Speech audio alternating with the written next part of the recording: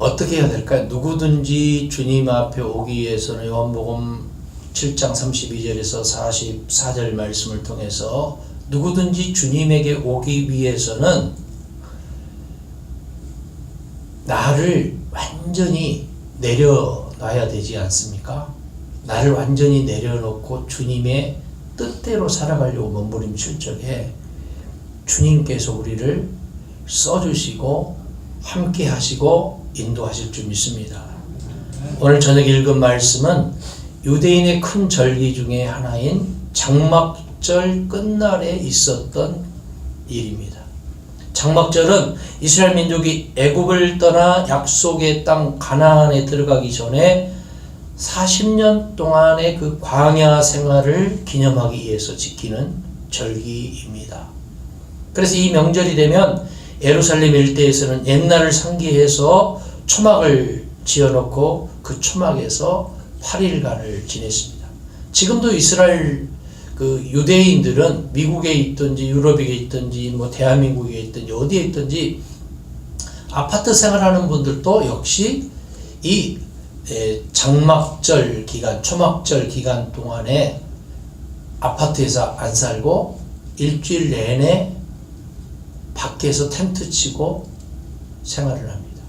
그리고 딱 안식일이 땡 끝나자마자 그냥 먹고 마시고 그냥 딴따라하고 그러죠. 어떻게 보면 참 재밌는 민족 같아요. 그죠?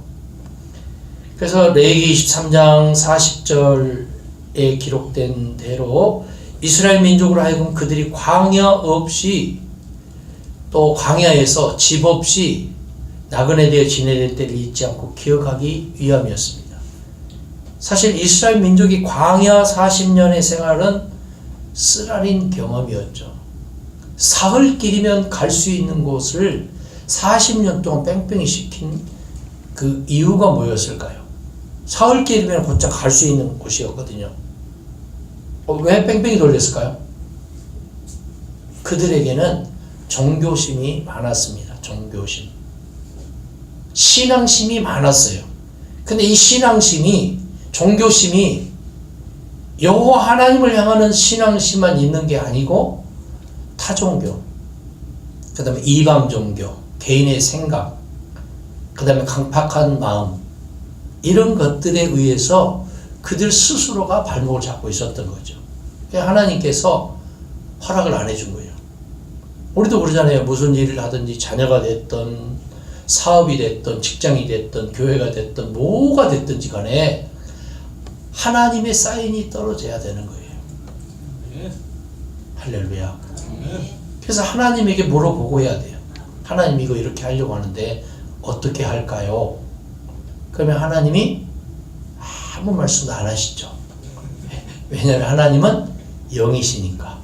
아무 말씀도 안 하시지만 우리가 말씀을 묵상하거나 기도하거나 찬양하거나 아니면은 간구할 적에 뭔가 굉장히 필이 꼽힐 때가 있어요. 막 가슴이 뜨겁고 막 그냥 막 너무 기쁘고, 그죠? 백성들의 원망을 듣게 되니 모세는 하나님께 간절히 부르짖게 되었고 하나님의 지시를 따라 손에 든 지팡이로 한 반석을 칠 때에 반석에서 생수가 솟아나서 많은 사람과 가축이 목마름을 면하고 사경에서 벗어나 생명을 얻게 되었던 겁니다. 근데 이것도 아주 좀 재밌는 거죠. 반석을 하나님이 뭐라고 그랬어요? 치라고 그랬어요? 명하라고 그랬어요? 명하라고 그랬죠. 그런데 어떻게 했습니까? 모세가 반석을 쳤죠. 야, 이게 참, 그 사건 때문에 모세는 가나안 들을 바라보면서 이 르보산에서 죽음을 맞이하게 됩니다. 가나안 땅을 못 가요. 참 아이러니한 얘기 아니겠습니까? 그죠? 우리도 마찬가지일 수가 있어요. 우리가 지금까지 열심히 신앙생활을 해왔고 열심히 아버지를 따라왔고 아버지 뜻대로 살아왔는데 마지막에 오판을 해서 내 생각이 너무 오버해서 마치 모세처럼 자기 의를 드러내지 않을까. 그러므로 인해서 하나님의 약속하신 천국에 가지 못하는 우리를 범하지 않기를 바랍니다. 우리 모두는 천국 간다 그 말이에요. 가기 위해서는 나의 의를 드러내지 않고 나를 십자가 밑에 철저히 내려놔야 된다 그 말입니다. 그래서 이스라엘 민족은 이 놀라운 역사적인 사실을 기념하기 위해서 장막절을 지키는 기간에 흰 애복을 입은 제사장과 서기관들이 매일 아침 행렬을 지어서 레인으로 조직된 찬양대가 찬송을 부르며 성전 뜰을 떠나서 거리 가운데를 행진하지 않습니까? 그리고 남쪽 문을 지나 실라못에 도착하게 되면 제사장이 미리 준비해 가지고 왔던 이 물병에다가 실라못의 맑은 물을 한 병씩 담아 가지고 다시 찬양대를 선두로 해서 행렬을 지어 성전으로 돌아오게 되는 겁니다. 그리고 차례대로 성전 뜰에 있는 제단 옆에 그 물을 부으면서 찬양을 부르고 손에 든 종려나무 가지를 흔드는 습관이 있었더랬습니다. 이 극적인 의식 전체는 물을 주신 하나님의 크신 은혜에 대한 생생한 감사와 이른 비와 늦은 비를 주어서 농사를 짓게 하신 고마움을 행동으로 나타낸 기도와 기념인 것입니다. 마지막 날에는 그들이 여리고성을 7번 돌아서 그 성벽이 무너지고 그 성을 점령하게 된 것을 기념해서 제단을 7번 돌았습니다. 이렇게 한 주일 동안 절기를 지키고 마지막 날 말하자면 장막절의 의식을 폐하는 날에 예수님께서 많은 사람들이 있는 자리에서 장막절 의식에 참여하셨습니다. 그 의식이 다 끝난 다음에 예수님이 크게 소리쳐 뭐라고 말했어요? 누구든지 목마르거든 내게로 와서 마시라. 할렐루야. 여러분 생각해봐요. 이른 비와 늦은 비를 주셨던 그 하나님이 계셨는데 그들이 하나님께 감사하는 취지에서 그렇게 온갖 의식을 하고 행사를 했지만 그것으로는 계속해서 목마름의 대상이 될 수밖에 없고 완전한 해가를 주지 못한다는 거죠. 그래서 예수님이 뭐라고 말했냐면은 그거 가지고는 안 된다. 본질적인 문제를 해결해야 된다 그 말이에요. 할렐루야. 본질적인 문제를 해결해야 된다. 본질적인 문제를 해결하지 않으면 아무리 세상에 온갖 것을 다 동원해도 그거는 불가능하다는 거죠. 그래서 우리 신앙생활에 있어서 본질이 변해야 되는 거예요. 본질이. 본성이 악한 사람은 어떻습니까? 아무리 죄사함 받고 거듭나도 여러분 안 되는 거예요. 자꾸 옛 습성으로 돌아가고 까칠한 그 본래의 모습으로 돌아가고 회칠한 무덤 속에 있게 되고 요식 행위에 치중하게 되고 그렇게 여러분 생각해 참고 있어요. 참고 있는데 오늘 어떤 분이 그래요. 어떤 여자분이 저한테 제가 이제 목사인 줄 아니까 그러는 거예요. 물어보지도 않았는데 저는 매일 나를 화나게 하는 사람을 내 마음속에서 없애버리기 위해서 내가 노력하고 있습니다. 점잖게 생기신 분이 그러는 거예요. 나를 화나게 하는 분을 내 마음속에서 없애버린대요. 또 어떤 분은 오늘 전화 와가지고 목사님 오늘 끝내버려야 되겠어요. 또 그러는 거예요. 다른 분이. 뭐냐 그랬더니 자기 남편이 자기가 사고 나서 병원에 이제 입원해 있다는 거예요. 입원해. 근데 복숭아뼈가 금이 갔어요. 근데 내일 이제 5시에 이제 반기부수 해가지고 퇴원하는가 봐요. 남편한테 이제 5시 퇴근해서 나 좀 태우고 가라 그랬더니 남편이 그랬다는 거예요. 차 끌고 가면 되지 않냐고. 못 끌고 간다니까 택시 타고 가라고 그랬다는 거죠. 부인이 이제 그러는 거예요. 진짜 이번에는 완전히 끝내버려야 되겠다.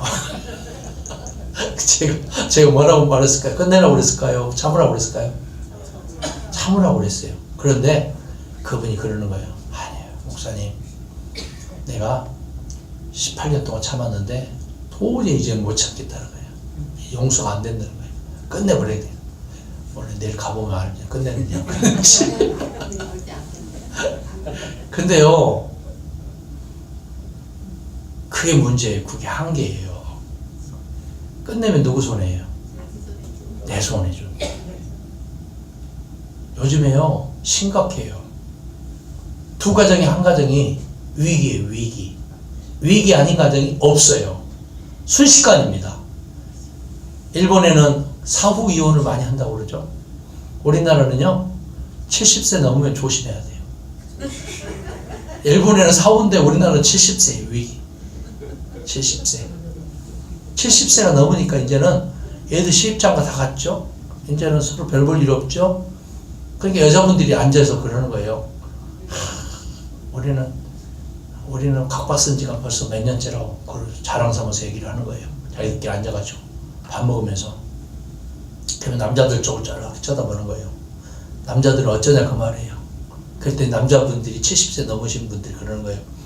우리도 좋아요. 우리는 남자들끼리 같이 살았으면 좋겠어요. 그러니까 어머, 호기심 있게 지켜보면서 남자들도 그러냐면서, 예? 아주 부럽다는 듯이 그러는 거예요. 여러분, 그게 좋은 거예요?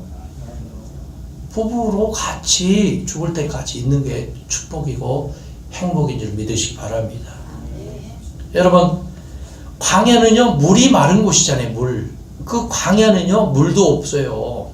사막이고 돌산입니다. 풀도 없어요. 먹을 때거리가 없어요. 어떻게 해야 돼요?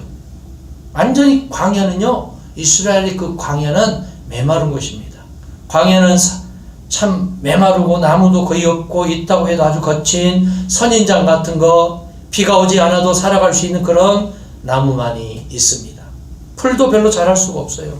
그저 있다면 바위들이 있고 아주 조잡한 풀만이 기다리고 있었습니다. 어떤 의미에서도 우리가 사는 이 세상이 말하자면 이렇게 광야처럼 적막한 곳이에요. 광야에는 꽃이 없습니다. 마찬가지로 이 세상에 별로 기쁨이 없습니다. 광야에 자라는 초목은 그 잎이 깔깔하고 가시가 많아서 조금 잘못해서 우리의 손과 발이 닿으면 상처를 내고 피가 나게 합니다. 아마 물이 없는 광야이고 보니까 자연히 그런 초목이 되는 모양입니다. 사실 그런 나무라야 광야에서 자랄 수가 있겠죠. 마찬가지로 저와 여러분이 사는 이 세상은 우리가 살아갈 때 우리 욕심과 마음에 상처를 주는 일들이 얼마나 비일비재하는지 모릅니다. 우리가 이런 세상, 광야와 같은 길을 걸어가고 있습니다. 메마르고 거친 세상에 우리가 살아가고 있다 그 말이에요. 그렇기 때문에 우리 심령이 깔깔하고 가시가 있어서 자칫하면은 다른 사람에게 상처를 줄 수 있다 그 말이에요. 그렇기 때문에 나를 내려놔야 돼요. 무심코 던진 뭐가? 예? 돌멩이가 누가 맞아 죽었다고요? 깨구락지가 맞아 죽었다. 지난주 주일날 오후에 우리 중고등부 청년들 우리 동계 수련회 갔다 와서 간증하잖아요, 그죠? 야, 나는 눈물 나서 혼났어. 여러분도 눈물 많이 흘렸어요? 진호나 혜준이나 이 어린애들이 그렇게 커가지고 그 간증하는 거 보세요. 찬영이나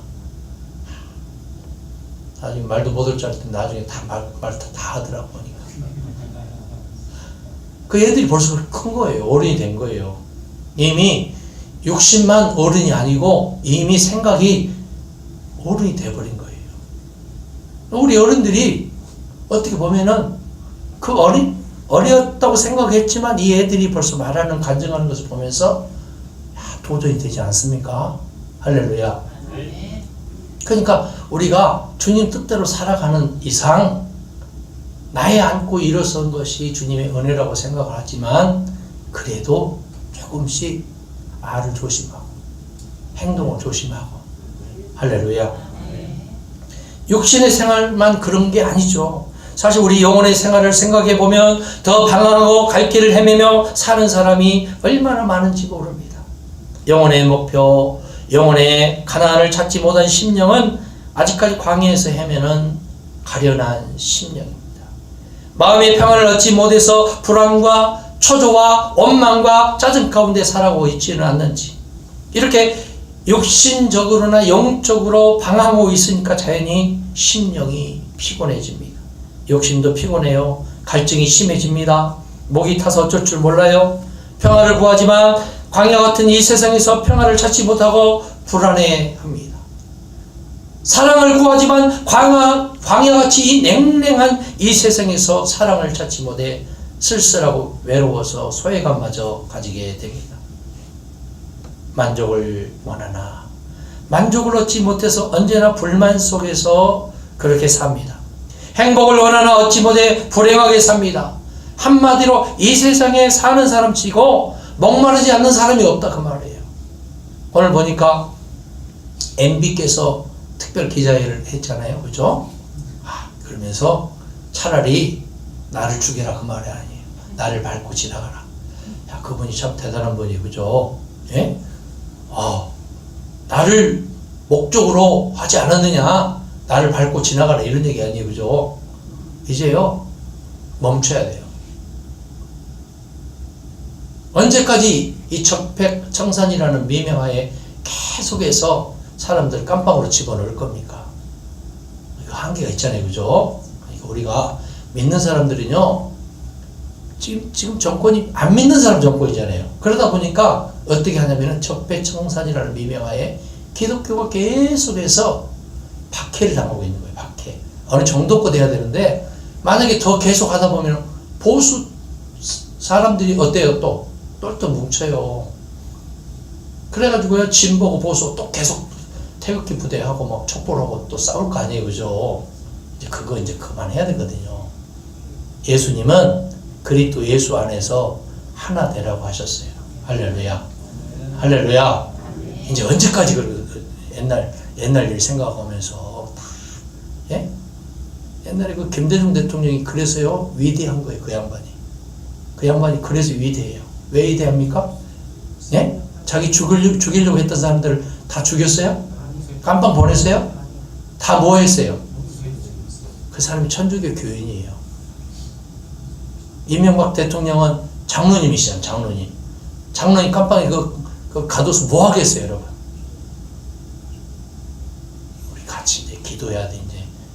그거 미명하에 자꾸 옛날 거 끄집어내서, 예? 6.25 때까지 다 끄집어낼 거, 언제까지 끄집어낼 거예요? 그거 하지 말아야 돼, 이제. 한번 따라서 하겠습니다. 예수님의 마음은 사랑하고 용서하는 거다. 포용하는 거다. 예? 근데 여러분, 이와 같은 광야에 뭐가 있었냐면 반석이 있었잖아요. 반석이. 모세가 그 반석을 칠 때 그 반석이 갈라지면서 뭐가 나왔어요? 생수가 나왔잖아요. 생수가. 이와 같이 황막하고 기갈이 심한 심령들이 방황하는 이 광야 같은 이 세상에 반석이 임했습니다. 이 반석이 갈라지면서 생수가 나기 시작했다 그 말이에요. 이 반석이 예수 그리스도인 줄 믿습니다. 예수 그리스도는 이렇게 쓸쓸하고 메마르기가 광야와 같은 세상의 반석으로 오셨고, 이 반석을 통해서 생수가 이 광야에 흐르기 시작했습니다. 이 세상은 광야와 같아요. 그리고 이 세상에 사는 사람은 다 목이 말라하고 있습니다. 그렇기 때문에 주님 앞에 내려놔야 돼요. 주님, 나는 부끄럽고 부족한 사람입니다. 그래서 이 세상에 물을 마시면 일시적으로는 해결이 되는 것 같다가 다시 목이 마르지 않습니까? 예수님은 사마리 여인에게 물을 먹는 자마다 다시 목마르려니와 그랬어요. 세상에 물을 마시면 마실수록 더욱 목이 말라요. 돈을 모으면 모을수록 더욱 돈에 목말라 합니다. 권력을 누리면 누릴수록 더욱 누리고 싶어 합니다. 한번 권력을 잡으면 10년, 20년 죽을 때까지 잡고 싶어 하는 것이 인간의 욕심이에요. 세상 것으로 만족할 사람은 아무도 없습니다. 왜 그렇습니까? 우리 인간의 겉모습은 동물에 불과하지만 우리 속에는 하나님이 주신 영이 있기 때문에 이 영은 하나님과 바른 관계를 맺기 전에는 만족을 얻을 수가 없는 거예요. 짐승은 본능을 충족시키면 그것으로 족하잖아요. 그러나 사람은 본능만 충족시키는 것으로 만족할 수가 없습니다. 만족, 영혼의 해갈은 바로 하나님께 있는 줄 믿습니다. 내가 주는 물을 먹는 자는 영원히 목마르지 아니하리니 나의 주는 물은 그 속에서 영생하도록 솟아나는 샘물이 되리라. 할렐루야. 예수님이 주시는 은혜, 예수님이 주시는 진리, 예수님이 주시는 생명, 그 성령의 축복은 우리 심령의 생수와 같습니다. 여러분, 다 의미 없어요. 다 용서하시고 과거의 것 묻지 마시고 30년 전 편지 그거 다 잊어버리고, 예? 다방에서 만났던 그 여자 이제 더 이상 기억도 하지 말고, 예? 그거 다 아무것도 아니에요. 그거 언제까지 그거 가지고 울고 먹을 거예요. 그거. 광야 같은 세상에서 피곤해지고 목마른 심령들이 웅덩이 물 같은 세상의 것 가지고 심령의 가람을 멈추려 하지만 결국은 실패하고 실망하고 맙니다. 오직 생수와 같은 그리스도의 진리에 접촉해서 새로운 생명을 받을 때 그 심령이 새로워지는 겁니다. 할렐루야. 내가 어떤